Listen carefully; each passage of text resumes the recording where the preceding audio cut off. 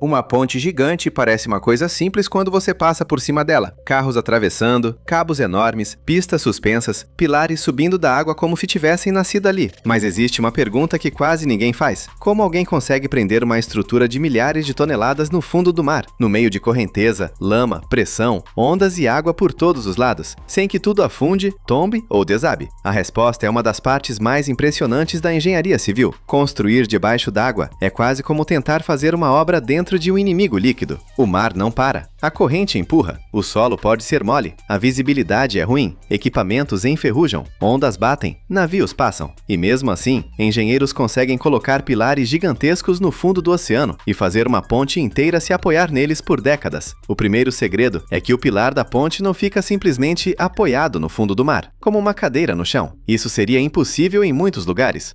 O fundo pode ser feito de areia, argila, lama, sedimentos soltos ou camadas instáveis. Se você colocasse uma torre pesada ali, ela poderia afundar, inclinar ou deslocar com o tempo. Então, antes de construir, os engenheiros precisam descobrir o que existe abaixo do fundo do mar. Eles perfuram, coletam amostras, fazem sondagens e estudam as camadas do solo até encontrar material capaz de suportar carga. É aqui que muita gente se engana. O fundo do mar não é o verdadeiro chão da ponte. Muitas vezes, o chão de verdade está dezenas de metros abaixo da lama e da areia. A ponte precisa transferir o peso até camadas profundas e resistentes. Por isso entram as fundações profundas, estacas gigantes cravadas ou perfuradas no leito marinho. Imagine pregos colossais, feitos de aço ou concreto, atravessando o solo mole até alcançar uma camada firme. O pilar visível da ponte nasce em cima desse sistema escondido. Essas estacas podem ter diâmetros enormes e descer muitos metros abaixo do fundo. Em alguns casos, máquinas especiais cravam tubos de aço no solo com martelos hidráulicos gigantes. Em outros, os engenheiros perfuram o fundo, retiram o material, colocam armação de aço e preenchem com concreto. O objetivo é criar uma conexão profunda entre a ponte e a geologia. A ponte não está confiando na superfície do fundo do mar, ela está se agarrando ao que existe lá embaixo. Mas aí vem o problema óbvio: como colocar concreto debaixo d'água sem ele se dissolver ou virar uma sopa inútil? A solução é controlar o caminho do concreto até o lugar certo. Uma técnica clássica usa um tubo chamado tremonha. O concreto é lançado por dentro desse tubo, que vai até o fundo da escavação ou da forma. Ele sai lentamente, de baixo para cima, empurrando a água para fora, sem se misturar demais com ela. Parece simples, mas é uma operação extremamente controlada. O concreto precisa ter a composição certa, a fluidez certa e o tempo certo de endurecimento. Outra técnica famosa é o uso de caixões ou cofferdams. O nome parece estranho, mas a ideia é poderosa: criar uma espécie de cercado temporário no meio da água. Os engenheiros cravam paredes de aço ao redor da área onde o pilar será construído, vedam um espaço e depois bombeiam a água para fora. De repente, no meio do rio ou do mar, surge uma área seca artificial. É como construir uma ilha temporária só para fazer a fundação. Lá dentro, trabalhadores e máquinas conseguem escavar, montar armações e concretar com muito mais controle. Em obras ainda maiores, podem ser usados caixões pneumáticos ou estruturas pré-fabricadas gigantes. Imagine uma caixa enorme de aço ou concreto sendo afundada até o fundo, posicionada com precisão e depois preenchida ou usada como base para a fundação. Em algumas versões, o interior é pressurizado para impedir a entrada de água, permitindo que trabalhadores escavem embaixo da estrutura. Esse tipo de técnica foi historicamente essencial para construir pontes em lugares profundos ou complicados, embora envolva riscos enormes, e hoje seja usada com muito mais controle.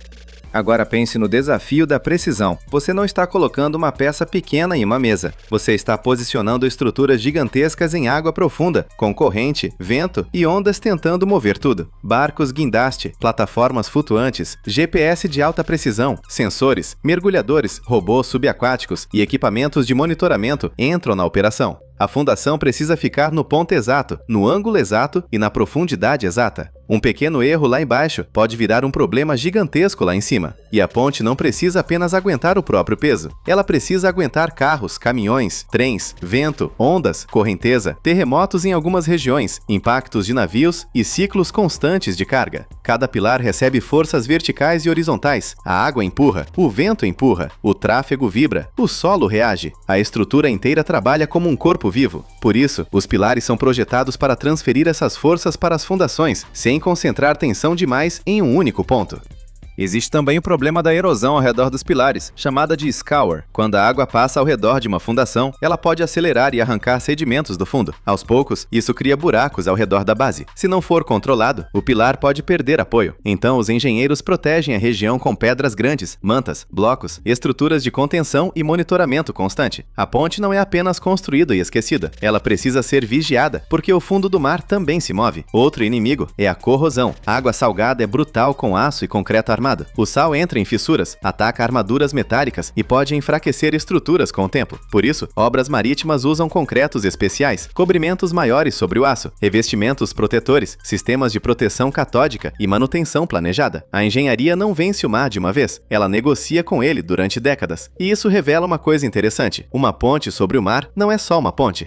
É um sistema de batalha contra forças invisíveis. O público vê o tabuleiro bonito lá em cima, mas a parte mais importante pode estar enterrada no escuro, abaixo da água, abaixo da lama, abaixo do que os olhos alcançam. Estacas, blocos de fundação, armaduras, concreto submerso, proteção contra erosão, sensores, cálculos geotécnicos. A beleza da ponte está no alto, mas a sobrevivência dela está embaixo. Agora imagine a construção de um pilar no meio de um canal profundo. Primeiro, equipes estudam o solo. Depois, instalam plataformas temporárias. Em seguida, cravam estacas ou constroem um cofferdam. A água é controlada, o solo é escavado, a armação de aço é montada, o concreto é lançado, a base endurece, o pilar começa a subir. Só depois de tudo isso, a ponte visível começa a ganhar forma. O que parece um pilar simples saindo da água, na verdade, é o fim de uma operação subterrânea e subaquática extremamente complexa. A parte mais impressionante é que os engenheiros não precisam secar o mar inteiro.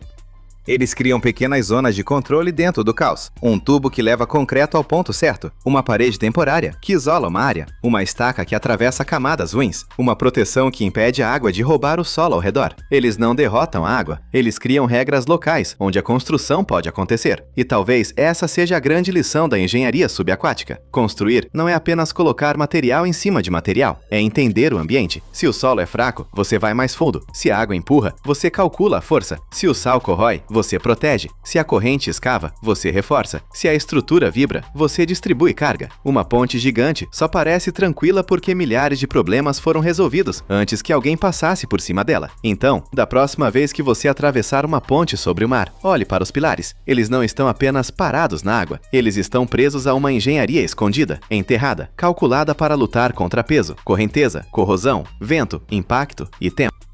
O que você vê é concreto subindo da água. O que realmente segura tudo está muito mais fundo. Talvez a pergunta mais curiosa não seja como os engenheiros colocam pilares no fundo do mar. A pergunta é: quantas coisas gigantes no mundo só continuam de pé por causa de estruturas invisíveis que ninguém vê?